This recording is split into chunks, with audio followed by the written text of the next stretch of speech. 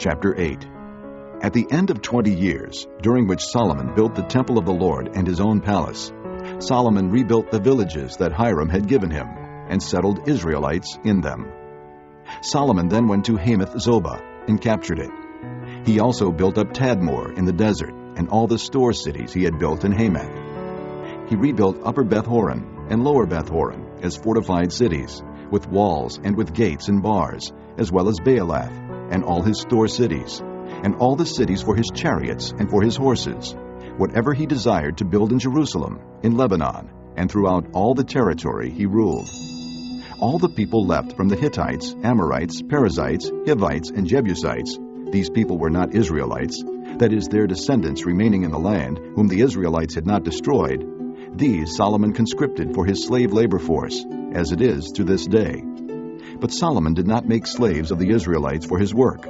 They were his fighting men, commanders of his captains, and commanders of his chariots and charioteers. They were also King Solomon's chief officials, 250 officials supervising the men.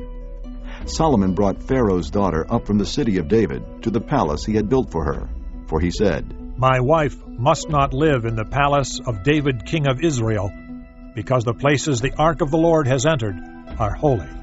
On the altar of the Lord that he had built in front of the portico, Solomon sacrificed burnt offerings to the Lord, according to the daily requirement for offerings commanded by Moses for Sabbaths, new moons, and the 3 annual feasts, the Feast of Unleavened Bread, the Feast of Weeks, and the Feast of Tabernacles. In keeping with the ordinance of his father David, he appointed the divisions of the priests for their duties, and the Levites to lead the praise and to assist the priests according to each day's requirement. He also appointed the gatekeepers by divisions for the various gates, because this was what David the man of God had ordered.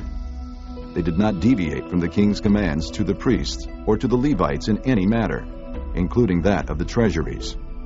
All Solomon's work was carried out, from the day the foundation of the temple of the Lord was laid until its completion. So the temple of the Lord was finished.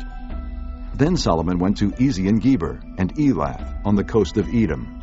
And Hiram sent him ships commanded by his own officers, men who knew the sea. These, with Solomon's men, sailed to Ophir and brought back 450 talents of gold, which they delivered to King Solomon.